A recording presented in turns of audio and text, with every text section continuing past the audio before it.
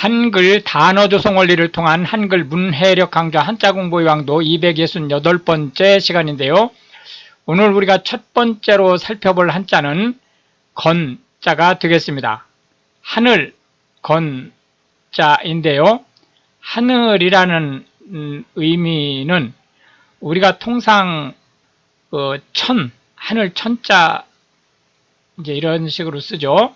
하늘 천자가 이제 우리가 통상적으로 얘기하는 스카이, 하늘을 얘기하는데요. 이 건자는 일종의 오행이라든지 또는 주역이라든지 이런 데서 주로 하늘을 뜻하는 의미로 쓰고 있기 때문에 평상시에 하늘이라는 의미로는 거의 쓰지 않습니다. 그렇기 때문에 우리가 현대 한국어에서 이 건자는 마르다라는 의미로 쓰이고 있는 한자로 보시면 되겠습니다. 하나, 둘, 셋, 넷, 다섯, 여섯, 일곱, 여덟, 아홉, 열, 열하나 해서 총 11획에 해당하는 한자가 되겠는데요. 하늘이라는 의미보다는 마르다라는 의미로 기억을 해 주셔야 현대 한국어에서 무난히 뜻을 해석할 수 있다, 이렇게 말씀드릴 수 있겠습니다. 건조하다라고 하는 것은 습기가 없다라는 뜻입니다. 물론 의류라든지 이런 것을 습기를 없게 하는 것, 건조시키는 것, 그것도 건조하다, 이렇게 말을 할 수 있습니다. 동사로. 그러나 여기서 이제 건조하다라고 하는 말은 형용사로도 쓰일 수 있기 때문에 공기 중에 습기가 별로 없다. 그래서 예를 들자면 습도가 상대 습도 기준으로 할 때 30-40% 정도 되면 건조하다, 이렇게 얘기를 할 수 있겠습니다. 건배하다 라고 하는 것은 이 배가 잔이란 뜻이거든요. 술잔을 비우다 라는 뜻입니다. 그래서 이제 통상 한국에서 건배라고 하면 잔을 눈높이까지 치켜들어서 상대방의 잔과 살짝 부딪힌 후에 그 잔에 있는 술을 모두 마시는 것을 건배라고 하는데요. 현대에는 이제 음주 문제가 좀 있기 때문에 술을 다 마시지 않고 그냥 입에만 대고 내려놔도 건배에 신뢰가 되지 않는다라고 보셔도 되겠습니다. 건달이라고 하는 것은 할 일 없이 빈둥빈둥 되는 사람을 얘기하는 거고요. 건전지라고 하는 것은 원래 이제 건전지는 강산에 이온이 해리디도록 해서 사용을 했었죠. 그런데 이제 기술이 발달하면서 이 강산이 액체이기 때문에 이제 넘쳐나기도 이제 쉽고 또 보관 및 이동이 어렵고 하다 보니까 이걸 일종의 이제 반죽을 하거나 또는 이제 솜이라든지 이런 데에 흡착시켜서 사용을 하게 해서 겉으로는 물기가 있는지를 알 수 없는 전지, 이를 우리가 건전지라고 얘기하고 있죠. 무미건조하다라고 하는 것은 생활이나 이야기라든지 이런 것들이 맛대가리 없이 그저 밋밋하다라는 뜻입니다. 그래서 지루하고 재미없다라는 뜻을 가지고 있습니다. 우리가 간짜장이라는 말을 하는데요. 이 간짜장은 건짜장이라는 말이고요. 건짜장에서 간짜장으로 넘어갔죠. 그런데 이제 간짜장의 소스를 보면 기름으로 볶는 게 기본이죠. 물론 이제 따장을 처리할 때는 물이 일부 들어갈 수 있지만 마무리하는 것은 기름으로 볶게 되는데요. 기름은 아무리 많이 넣어도 습식 요리로 구분되지 않습니다. 그리고 심지어는 그 통닭 튀기는 거 있잖아요. 그렇게 기름 속에 풍덩 넣어서 튀기는 것도 건식 조리입니다. 그렇기 때문에 이제 건짜장이라고 얘기를 하는 거고요.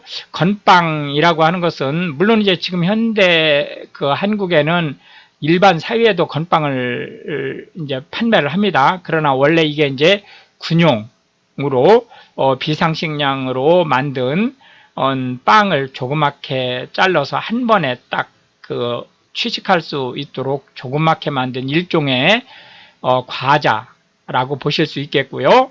건선이라고 하는 것은 피부에 습기가 없어서 부스럼처럼 생긴 일종의 피부병을 얘기합니다. 건기라고 하는 것은 비가 상대적으로 덜 오고 그럼으로써 이제 그 공기가 그 습도를 낮게 유지하는 계절을 얘기하고요. 한국의 경우에는 늦 가을부터 초봄까지가 건기가 되겠습니다. 건어물이라고 하는 것은 특히 해산물, 물론 민물고기도 건어물로 만들 수 있습니다. 그러나 통상 해산물을 말린 것을 얘기합니다. 그래서 예를 들자면 조기라든지 미역이라든지 이런 것들이 이제 건어물의 대표적인 식품이다. 이렇게 보시면 되겠습니다. 두 번째로 살펴볼 한자는 속자가 되겠는데요. 있다라는 의미의 속자가 되겠습니다. 있다라는 의미의 속자가 되겠는데요. 이게 이제 넉사자인데 그냥 이런 식으로 써도 문제가 없습니다. 약간 참고하시면 되겠습니다.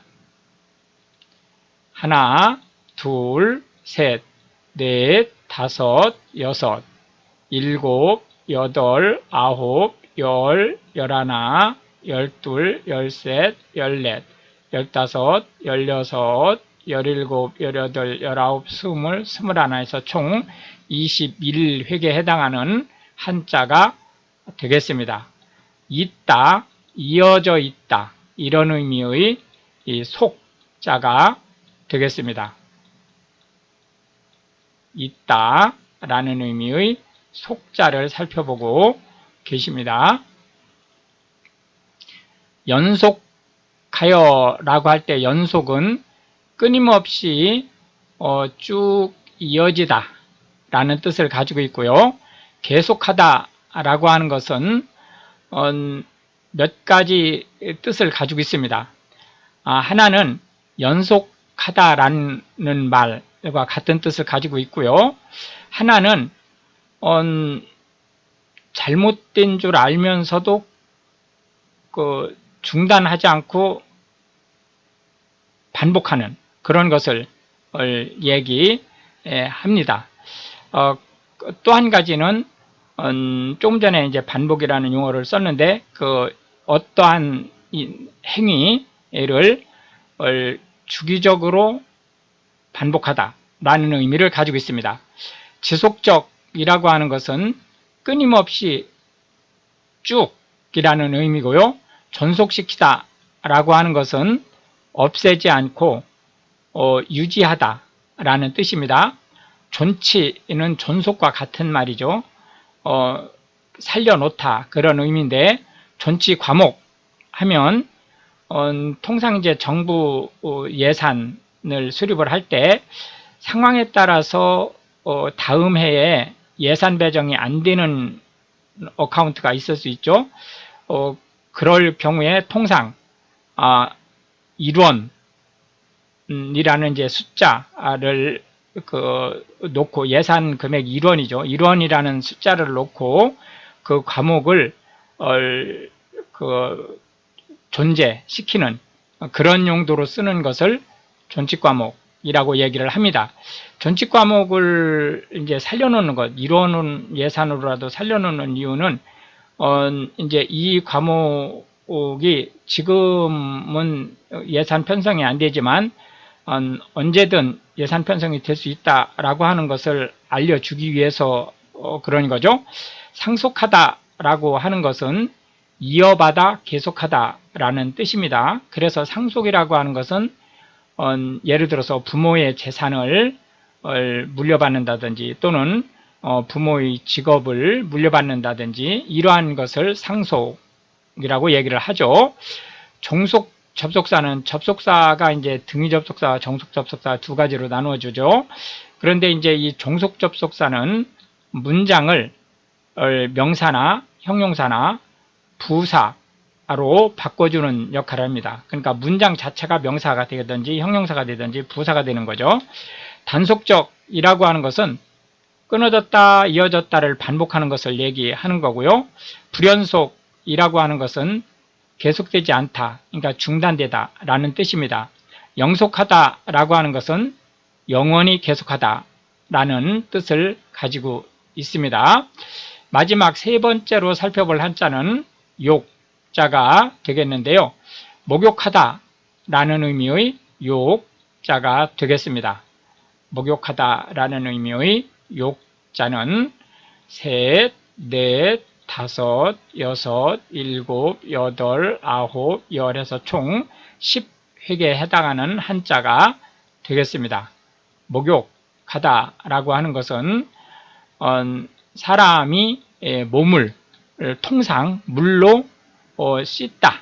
근데 그때 이제 물로 씻을 때 비누칠을 함으로써 이제 몸에 붙어 있는 오물을 제거하는 일을 함께 하게 되겠죠. 그래서 목욕은 몸을 씻는 일을 얘기하고요.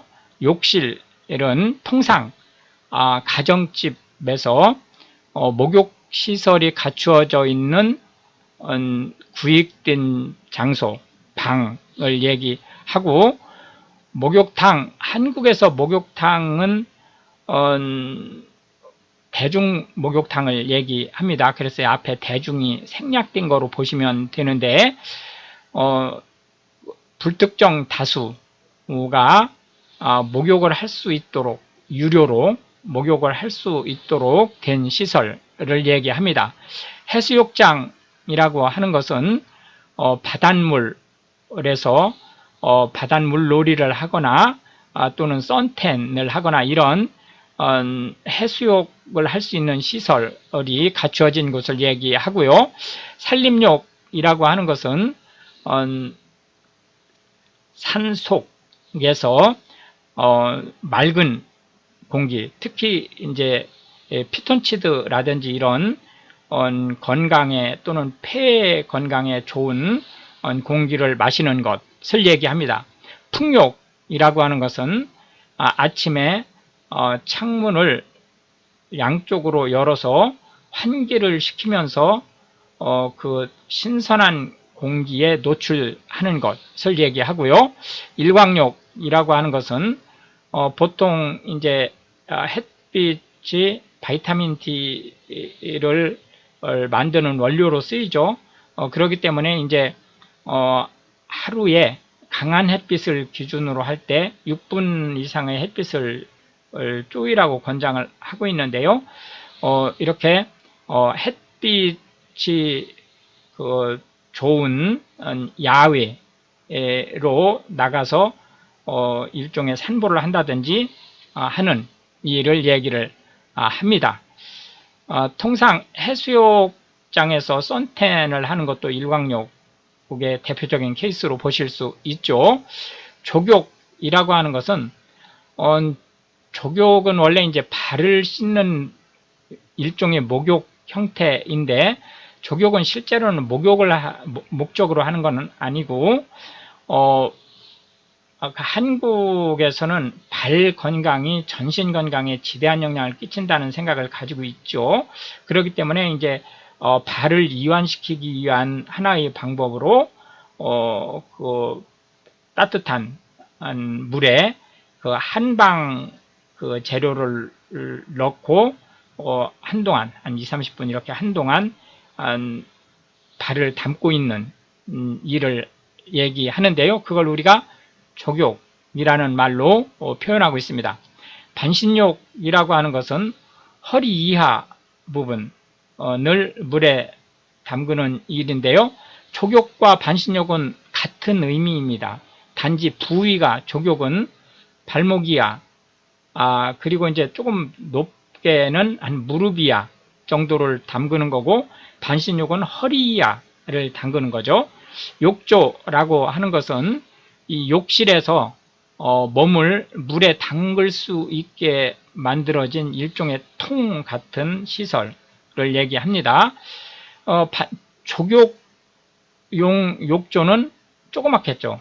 그리고 반신욕용 욕조는 조금 더 크겠죠. 그리고 이제 요 욕조라고 하면 그냥 전신욕용 욕조인 거죠. 이거는 좀 이제 제일 큰 크기라고 보시면 되겠습니다. 이렇게 해서 이제 오늘도 우리는 3개의 한자와 각 한자에 대해서 현대 한국어에서 자주 쓰이고 있는 10개씩의 단어를 살펴보았는데요. 이것이 한글 문해력 향상에 도움이 되고, 특히 외국인으로서 한국어를 배우시는 분들한테 한국어 단어가 어떤 원리로 조성되고 어떻게 확대되는지에 대한 폭넓은 이해를 전달할 수 있게 되기를 바라겠습니다. 시청해 주셔서 감사하고 우크라이나를 위해 기도해 주시면 더욱 감사하겠습니다.